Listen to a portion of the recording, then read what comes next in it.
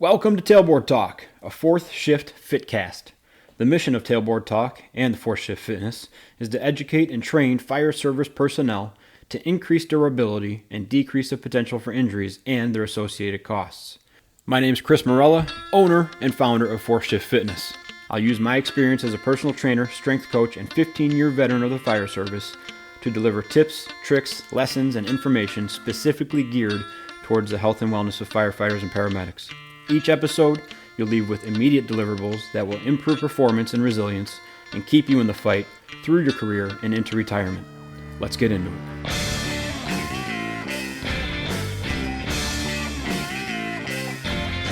We got home. Of course, you get in the car after that and you're like, God, I'm just so creepy crawly, you know? Yeah. So we get home and I'm sitting out on the deck with her and all of a sudden I feel on my arm and I look down and I had a tick crawling up my arm. I'm like, geesh. Are they big ones? No, they're very small. Oh my God. That's always like the most scary thing when they show the whatever on Facebook or Instagram. It's like the 6 different sizes of ticks. Yeah. And the last one's like a grain of sand. You're like, I'm never going to see that thing. Yeah, I would put this one at like a maybe 2 Sharpie marker dots Very size with legs. The thing about ticks too is like they're assholes, but then they look like even more assholes. Like they just look like jerks. Well, they sit up and do like the, Yeah. like a toddler, like, pick me up. Yeah. The little arms waving in the air. Yeah. So of course, like as we're leaving, Taylor's like, turn around, I gotta check you, blah blah blah. I'm like, get in the car. I'm like, I'm not doing a check, and then I have one on my arm. So then we're watching a movie later that night, and all of a sudden she's freaking out. She's like, get it off me, and crawling up her sweatpant leg is like another one. And so It wasn't even attached. it wasn't attached, no. And so of course this is 10 o'clock at night before shift, and so now we're doing a deep clean of the room and Sadie and everything.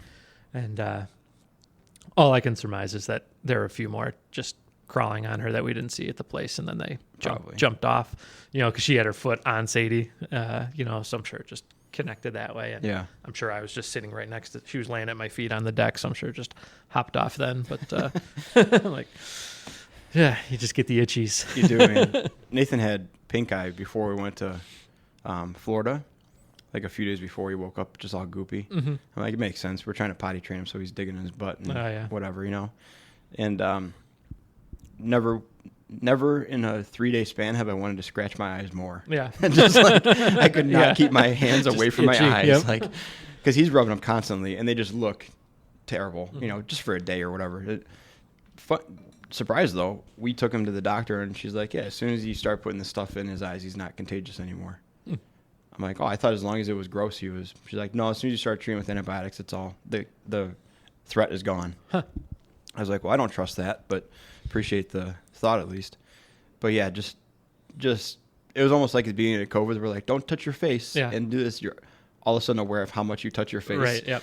And God, my eyes have never been so itchy in all my life. And then as soon as you stopped paying attention to them, I didn't think about it again. Yeah. But it was a struggle. I was like wiping my arms on wiping my eyes like my bicep and my armpit and stuff, trying to like, pick up a rag and then wipe my eyes and throw it in the basement for the wash. Super gross. We were talking before. We had that last episode, and I'll tell you what, it's trending far higher than the other episodes around it. Probably almost double the listenership, which is still a low amount of people in general. My nice little community of the dozens of people that listen to this thing. Mm-hmm. But I will say that I got approached at work by more people for this one. Also because I happen to be working with the main subject of that podcast like the next day. Yeah. And so I got a few texts on that. Mm-hmm. And most of them were like, oh, you're going to make him listen to your episode? You're going to blah, blah, blah. And I was like, yeah, kind of. Like, listen, this is all stuff that I've talked about with this guy before. And I told him, I said, just so you know, there's this episode. And Curt and I talked about fitness in general. And I used you at that fire as an example because that's a pertinent example. Mm-hmm. And I said, nothing in there that you're going to hear is different than what I've told you before. And it's not anything different than we're working on, but it's an important lesson to learn. Right. And I will say that throughout this guy's trials and tribulations on probation, he was like, yeah, I get it. I'm still working on it. We did go into another conversation about his training plan. And we can kind of get into that. But it just showed to me his willingness, and he's a nice kid. I mean, he wants to do well. Yeah, I don't think anyone's ever questioned that. Yeah, I think he's a little bit misguided, I think he has a little bit of obligation to do well by everybody. So like the training plan he sucked into is because his friend's a trainer at Export, and he wanted to do his friend a favor and sign up with him. Yeah. But now you're working with a guy who is just getting into the game, who's not getting you the results you want, and you feel an obligation to stick with them. And so I had to have a talk with him, like, listen, man, this guy's not going to pay your car payment when you're not employed here, because you felt bad for hurting his feelings. Like, he's not making money as a trainer. He's not going to make enough money to support both of you when you don't have a job. And so we looked for different gyms for him, and found 2 in his area that are good enough. Like one of them looks pretty good. Yeah. I even referred him to a CrossFit gym just because I'm like, this is going to be better than nothing. Right. And what you need is just a little bit of motivation and community to get you going. So other people pushing you is going to be the best thing for you. And CrossFit's perfect for that. So as long as you're with a CrossFit that can recognize your limitations and pay attention to what you're doing, you shouldn't have a problem there. So he agreed, and he's going to go check him out, and I hope he does. But I think people were surprised by that, of like that I was able to function around this guy more, and that I wasn't afraid to have the same conversation that we had on the podcast with him. And I thought that brought up a good point, because I got another text from a different officer that was like, hey, you're right, what you and Curt talked about. Like, this is a difficult thing for me to bring up because I don't feel like I'm in good shape. And I don't want to go telling someone they should be in phenomenal shape when I look like I do. So what do I do? And I told him basically, like, all you have to be doing is showing that you're working on it actively and consistently, like actually doing something, and that you lead a lifestyle that is conducive to that. You're leading down that path. And then it can be, hey, we're working on this together. Like, we're both not where we want to be. I'm taking the steps, and I want you to take the steps with me, kind of parallel with me, because I'm with you, and we're going to figure this thing out. Not, I'm going to sit in the recliner and eat ice cream while I tell you should be working out because you got free time. So I want to get in that a little bit, because I've only been an officer for a year.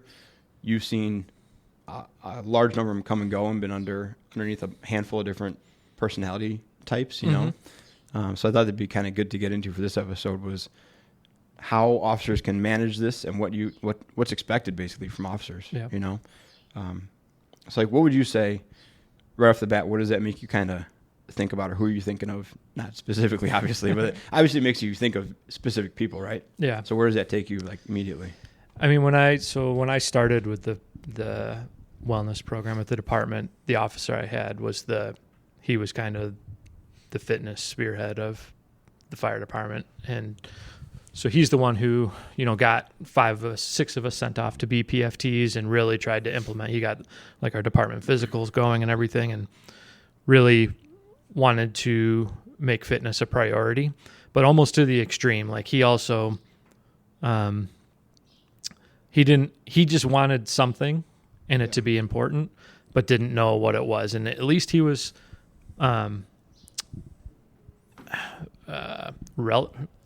relative or relatable enough to know that wasn't his thing to move forward. Relatable is not the right word. He was realistic enough, to recognize that he wasn't the one who was smart enough to move the thing forward. And so he sent, a bunch of us who were younger, who had been into it a little bit more, out to do it. And he was a captain at the time too, so I don't think he really had the time to take it on himself. So he did a good job of delegating it out. But so that's what I started with. But I've also been on the far opposite spectrum of having officers who it sure wasn't a priority for them at all. You know, I think as an officer, as working for an officer, I just want the ability to know that that's important to do throughout the day at some point. And it's not, we don't always have a consistent message throughout our department. And I don't think that any department, unless they have a policy on it, are going to have a consistent message. Right. And so I've been lucky enough to have officers who have made fitness a priority. And so if you say, if you have a busy morning or whatever, and it was like, okay, well, we have these other things we have to do, but it's like, I also was going to try and get a workout in. They did a pretty good job of going, you know what, we can get to inspections another day. Yeah. You guys get your workouts in and do what you have to do. And I've been on with other officers who are like, nope, this is what we're doing. And, you're going to have to do that on your own time stuff. And I think for me, obviously I'd much prefer to have the officer who realizes that that's important, an important part of their their guy's day, and meeting them in the middle on something of, understanding that's important to them, understanding that's important for the department long term. And so maybe tabling some stuff to another time that maybe they had on their schedule to do that day. That's a difficult one because I've been asked to do more inspections, and I've been asked to do more flow pre-planning, and I've been asked to do spring cleaning, but I've never been asked to make sure that my guys have had enough workout time documented, Mm-hmm. So that can be a difficult one to push up the chain of like, why aren't your inspections done? Well, we had 2 or 3 calls in the morning, which is typical. And instead of doing inspections, we invested in working out, instead of, and that would take a pretty in-tune captain, and you'd probably be like, that's okay for that time, but next time do the inspections. Right.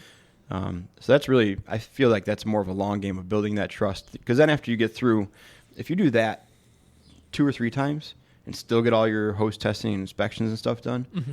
then that captain won't come back to me and be like, hey, you should have done hose testing instead of working out, right? He'll know that we can do this occasionally or as we need to and still get all our stuff done.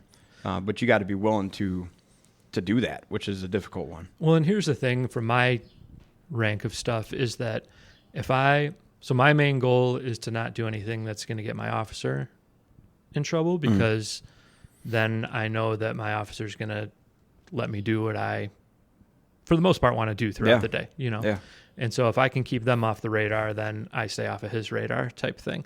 And so, but in knowing that I'm on the same page with my officer with that, I'll do whatever that officer wants to do, no questions asked for the most part, knowing that they're willing to compromise with me on some of the stuff that I find important throughout the day. Yeah. And if I see that pattern pretty early on in our relationship, then I'm happy to go out and take a day that's rainy and do 5 hours of inspections that day, right. Or whatever it is, or, jump through whatever hoop we need to, because I know that officer has put in some stock in keeping my happiness together there, Mm-hmm. and so as long as I can identify that relationship pretty early, then, and I think most guys are I shouldn't say most guys. I think a lot of guys are pretty consistent. Obviously you have your outliers with that are just like, no. Well, and there's some people that they replace the compromise of being able to go work out with the compromise of just leave me alone and let me sit in the chair all day. Or I want to watch Maury from 1 to 4 in the afternoon. Right. So that's their compromise. Is like, this is what makes me happy, so let me do this. Yeah. It's like, that's not even in the realm of potential for what we're doing today. So no, I'm not going to make you happy, and I'm sorry about that. Mm-hmm. Watch it from 5 o'clock on, whatever. Right. But yeah, for something, well, obviously we see value in it, but for something that falls within the realm of actually we can find in the policy manual as part of your day, obviously, I think that's a no-brainer. That can be difficult, though, because there's a fine line from the officer side, and less so with fitness, I think, because, like I said, it's a recognized part of kind of our daily routine.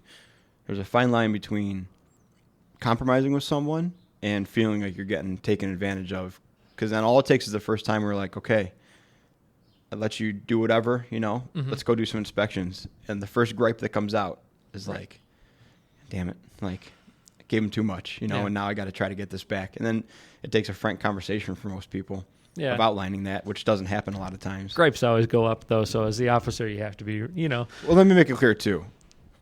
There's no one that will gripe more about inspections than me. Right. Like, up to the point where we walk in the door of that business. I think as an officer, if you say we're going out inspecting and you don't hear gripes, like you have to be like, what's wrong with my crew today? Just psychopaths. I don't want to work with these guys. There's a bigger issue at hand. I don't trust myself alone with these people. What was I going to say? Something about expectations. And, here's the struggle I've had is we're just now getting a large influx of new people on our department to the point where, like, probably I can't remember what the numbers are, but within 3 or 4 years, a third of the department's going to have less than 7 years on or something like that. So a massive amount of people for 136 line people. Before, there's always this period of when you're newly promoted, and I'm going to tell someone with 5 years on senior to me, someone with 5 more years on than me, to take a blood pressure. Mm-hmm. Like, it feels awkward. Yeah. Or I'm going to tell this person I'm going to tell an experienced driver where to park, as someone who's 5 years junior to them and just become promoted, and they've been driving for 10 years. Right. It feels awkward. Same thing with fitness, because at that point we're all approximately the same age, or the officer is usually younger than the people that they're commanding. And so telling a grown adult to go do a workout can feel very awkward. Sure. It's much easier with the newer people. We're like, hey, this is part of your routine. Let's make sure you get a workout in today. I'm going to be doing something too, Right. So as someone who's had junior officers come through, has anybody successfully broached that subject with like a senior crew that you've seen? Because I've seen a few, but it's always been like-minded people. Or the officer who was proposing it was relatively inactive, but proposing it to a highly active crew. So it was a softball, it was a lob to them. What have you seen from junior officers or people just trying to broach it with a crew that may not, with just any crew really? Yeah. Has anybody ever come out and like made it besides the first guy, Marauder? I don't think so. I can't think of an officer that I've had who's been junior, who's, obviously we get them to float in throughout the day and stuff like that, but yeah, I can't, at least on the fitness side, I can't think of anything. Obviously, there's, stuff on the tactical side and everything that is the way it should go, is the officer should create the plan and we're just the dummies there facilitating it, right. The task guys, and that's, to be honest, like for the most part, that's what most of us want anyways, is just tell me what thing you want me to do, and I mean, it makes me pretty, not sick to my stomach, but it's funny watching people come in and just stand there with the first in bag and need to be told, like, take a blood pressure or take a blood sugar. It's like, we do this every call. Take the stupid thing out and do it, there's like 5 things that every call you're going to do. Just start doing them. Why do you, but I also want, the pit crew thing of like, I don't know that I always operate with like, okay, here's what it's going to be for the day. You're going to be this, this, and this, but I definitely, I'm more prolonged calls want the officer to be giving that direction, whether they're junior or senior. But in terms of the fitness stuff, I can't think of an officer that I've had that has really been beating the drum of fitness, everyone else. And maybe it's just because I think people understand mine and your place in the department. And so maybe they feel a little sheepish being like, I'm going to have that conversation with that person. And I do think that they probably have trusted me to have that conversation with the rest of the crew versus them having that discussion. Sure. So I guess I can't point to someone else where they've come in and maybe tried to be the authority figure on that. Well, definitely. I mean, it crosses a personal boundary almost. Right. Like everything else, you can go tell people to pull hose or tie knots, you know, and that's a professional task. But when it comes to your health, it's crossing into like their personal life, and that's difficult to broach with people. Yeah. I will say I've done it the opposite way though. Like I'm pretty forceful on when I start working with new officers of saying like, if we have any complicated lifts today, I'm going to be in charge of it and just listen to what I tell you to do basically, and so if we have, some of our local heavy hitters, like, I have no problem stepping in and being like, this is what we're going to do with this. Yeah. And I've told officers that I work with, I'm like, listen, like, I know that I don't contribute skillfully to a lot of things, like, but if we have this, like, I'm going to take over for it. And they've all been really receptive of it. So I guess I can't speak to how that feels on the other side, but as being told to do that, that's fine. I mean, I'll take that with any skill available. We almost FaceTimed a guy yesterday because we couldn't figure out a 3-to-1 thing on the truck. Yeah. And somebody was like, just call him and ask him how to do it. I'm like, it sounds like a good idea until there's 5 of us yelling at a phone and this guy's not listening. Yeah. Nobody's listening to him on his off day. Like it's going to feel funny for the first 5 seconds. Yeah. That's fine with me altogether. I mean, we have guys on the crew that we've had other officers come in and they've gotten a code. They'll be like, I want you to do this, you to do that, and you to do that. And the guy's like, no, I do this. And the rest of the crew's like, yeah, he does that. Yeah. And they like overrule, and the officer's like, nah, crap. And some officers have responded well to that of like, oh, obviously they have a thing going on here and let them do their thing. And some officers have been very uneasy with that of like, but I told you to start the IO, not innovate. Right. The guy's like, well, I innovate people. That's what I do. Yeah. And I would say for a small department, that would be, well, I shouldn't say either. For a small department, that might be useful too because the call frequency might be lower. So you want the specialist doing that complicated maneuver. For us, we get a ton of reps on that. Right. And so on the same token, I want that guy who's had had done 20 of it this year to do it again quickly. But yeah, some officers had especially if you know that guy's going to do it anyways. It's like get these 2 attempts out of the way and let the big boy come in. Exactly. And that's so we've had some and my Station 1 has some strong personalities there. I don't want to say we take more ownership in that station, but it still has the essence about it of being, it's called the varsity station and the number 1 station and all that. It still has that floating around that you just don't get at other stations. So it's like you're walking into someone's home arena when you walk into Station 1. Yeah. Like that you're in the guest locker room. When you walk in there, you're like, oh man, I'm walking into a universe here. Yep. Back on the fitness stuff, I will say that the fitness conversation is a lot like, I've learned that it's a lot like every other conversation that we talked about, though. It can be viewed as another skill or another asset to the crew in the department, right? And most of the time when I've come out and been like, hey, today, either I'm going to make a workout for everybody or I'll be working out. So make sure, you guys put a lot of effort towards it too. Right. It's a nice day outside. Let's go work out. It may not get done. Like people might just not do it or whatever, but it's never been bucked like vocally or even, I've never gotten any negative feedback through the loop, the informal loop of the blue shirt. So it can be very uncomfortable, but as long as you set the tone and make it just another part of your thing, that's what it is. Like you said, for the most part, we all just want to be told what to do and then just perform that. Yeah. And if you just put that out there, usually it gets done, or at least just not thrown back in your face. Right. And I think too, like the hard part with that is that the people who are going to work out, you don't have to have that conversation with. They're going to work out. And there's not and I don't know how it is at other stations. Throughout my career, aside from like when we worked together or like, Mickey and I used to work out together, like there's not a whole lot of like, hey, let's go down and work out together, like group mentality stuff. And I think because there's not like a standard, like, hey, we're going to go throw 24s. This is how you throw a 24. Like we all agree this is how you do it. Sometimes it's a little harder, I think, in enforcement of just being like, you need to do something today. I know you don't know what you're going to do or how to do it, but you need to make an effort to do it, Yeah. That's one thing that doesn't work is doing it and hoping people will follow your lead on it. Like that for sure doesn't work. I tried it for a long time of like, I'm going to work out every morning and eventually people will see it and feel like they want to join.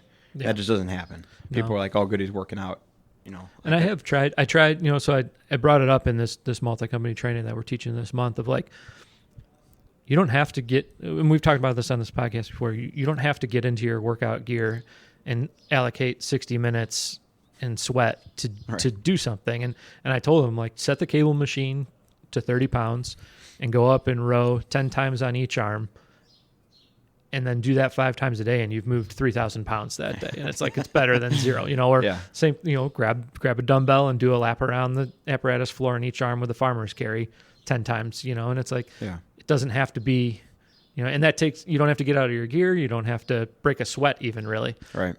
And so I'm trying to promote that it's like, it doesn't have to be this intimidating room with this perfect plan. It just needs to be something moving the dial that way, the needle that way. Whatever. We can dial it up. Did you get any other feedback from that episode? I got a lot of positive feedback, which was nice.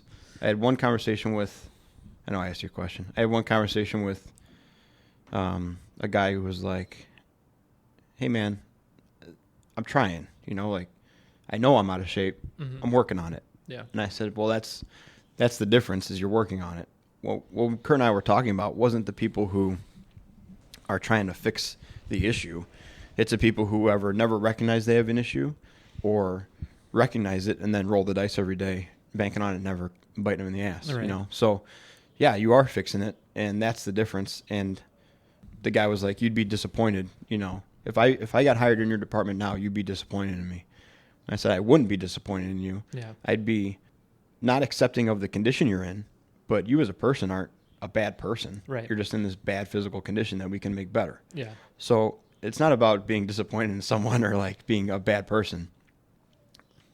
We're just fixing the problem, and then Right. you'll be operational and I'll like you. Yeah. So I was happy to hear that a lot of people saw that and were very, very receptive to it. We got a lot of positive feedback on it, and the people who weren't, I think, either are on that path and just uncomfortable, or they just felt a little bit attacked, It's personal though, because you're attacking Yeah. someone personally at that point. When it's a ladder throw or a medic skill or something like that, it's not really black and white, or gray. It's like you either do it or don't do it. But Yeah. when you go into fitness stuff, you're just getting like a little more personal with it. It's very personal, but it's also the stakes are personal too. Right. And I don't know where it starts to soften and starts to be too harsh and too forthcoming, because there's no measure of fitness that says like you have to be this percent body fat or Right. able this much to be a successful firefighter. No, the measure is we hope that you can do what we ask you to do when we need you to do it. Right. So it becomes highly, not arbitrary, but highly subjective. Mm-hmm. And what's acceptable to you might not be acceptable to me. Right. But just having the conversation of like acknowledging that you and I and everybody else could probably invest a little bit more in their fitness, or at least Right. maybe their eating habits, or maybe their whatever aspect of wellness. Yeah. That shouldn't be such a hard thing Right. to broach. And I think the times that it's been difficult are the times when just like anything, the message is delivered poorly or delivered from a point of inaction, and it seems like it's just a do as I say Mm-hmm. kind of thing. But the barrier to making that conversation more acceptable and more easily brought up and received is just a little bit of action. Just like I told this guy that said I'm an officer and I feel uncomfortable doing it. Just show a little bit of action Right. and show that you care about it.